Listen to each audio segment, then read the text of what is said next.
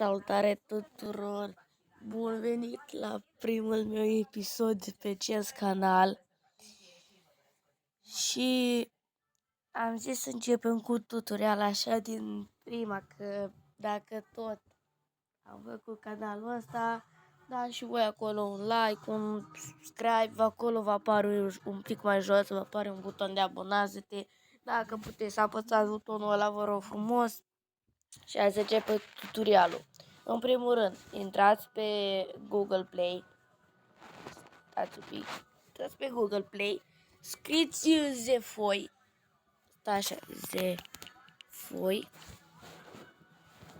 Ok, și dați pe primul link, zefoi.com. Primul link de aici. Aici o să vă apară să puneți codul care vă zice că dacă nu sunteți robot. Ăsta nu înțeleg care vreau să-l schimb. Așteptați un pic, că ăla nu înțeleg, el rum și... Ok, după vedeți, suggest. Ok, ăsta l-am înțeles. Ok, după cum vedeți, o să vă apară și vouă așa. Followerii și inimile nu le putem da. Și livestream nu le putem da. Doar putem să dăm, să ne salveze postarea, să ne dea share-uri, să vizionări și comentarii. Noi să dăm vizionări, că nu prea am multe vizionări. Dați un pic mai sus și vă apare ăsta. Vis. Și țineți apăsați, puneți linkul vostru de la videoclip. Cred că știți cum să-l puneți.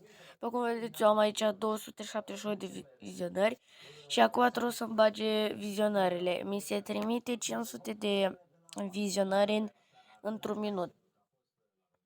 Deci, vă spun de pe acum că nu o să fie și inimi, doar vizionări. Și eu cu aplicația asta, Zefoi, am făcut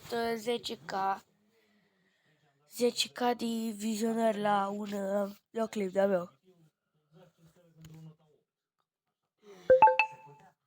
Bun, așteptăm un pic aici să se chidă asta și o să vă și arăt.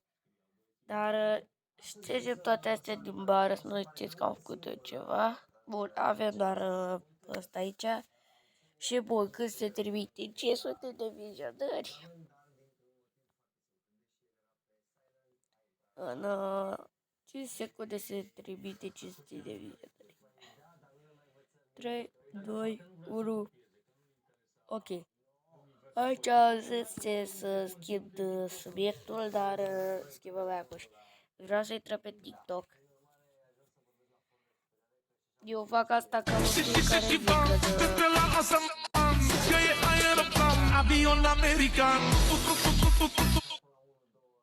când nu am n-astea vizionări. Uitați la videoclipul ăsta de aici cu... Uitați ăsta de aici. Ok, pe cum vedeți, eu am acolo niște followeri. Uite la videoclipul ăsta am făcut eu. Dacă puteți să mă ajutați cu mine pe un follow, că nu știu cum să fac followerii. Dar dacă așa o să mai găsesc cum să fac followeri, vă ajut și pe voi. Și după cum vedeți, am pus videoclipul ăsta, vedeți că are deja 8499, 2499, 849.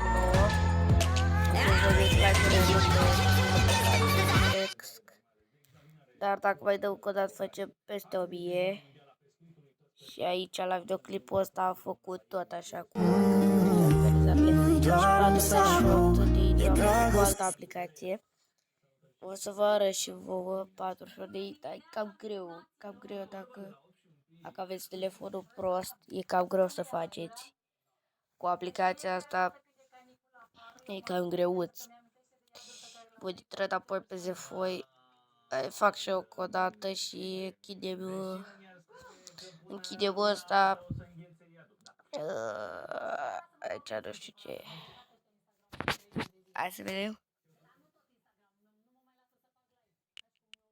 Live. Bă, e bine live, îl cunosc pe live.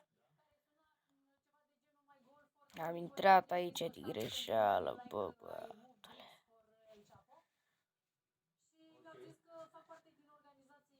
Ok, am intrat pe aici și putem să dăm... Trebuie să băgăm codul înapoi.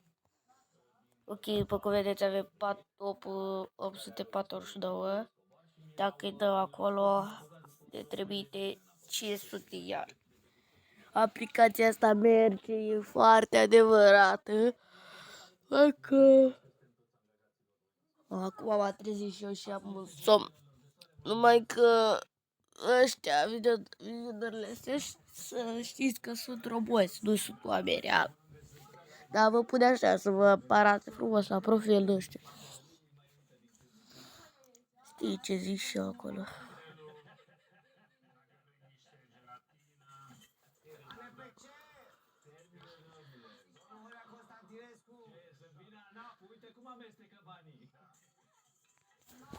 Ok, așteptăm 20 secunde. E cam lung videoclipul ăsta, fiindcă trebuie să mai așteptăm secundele astea. Dar n-avem ce să facem, din păcate. Avem 6 minute 25 de secunde de când facem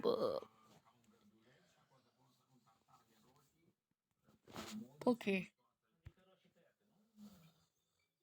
Da, trimis vizionările. Acum hai să le vedem și noi. Ștergem de aici așa ăsta și trec înapoi TikTok. Vedeți că nu este fake, avea 847, nu este fake. Stați, vă arăt imediat. Mi s-a beguit. Îți mulțumesc din toată inima. Deci, stați o secundă. Ok, vedeți aici videoclipul ăsta cu care parla de Pinterest ăsta l-a pus. Și acum 1400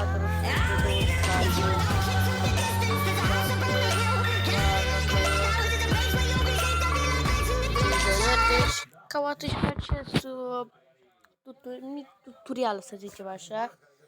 Ăsta este codul meu de TikTok și cei pentru care nu știu cum se copiază link-ul. Deci intrați la care din videoclip vreți voi. Ce intră la asta. Vedeți acele 3 puncte de jos, de acolo, de lângă muzică, la mai sus. Apăsați pe acele 3 puncte. Și vedeți aici vă apare chestiile astea și apare acolo copy link. Apăsați pe copy link. După aia vă apare sus acolo link copie și vedeți link-ul pe ăla. Cam atât cu acest tutorial. Ne vedem la următorul tutorial. Pa, pa!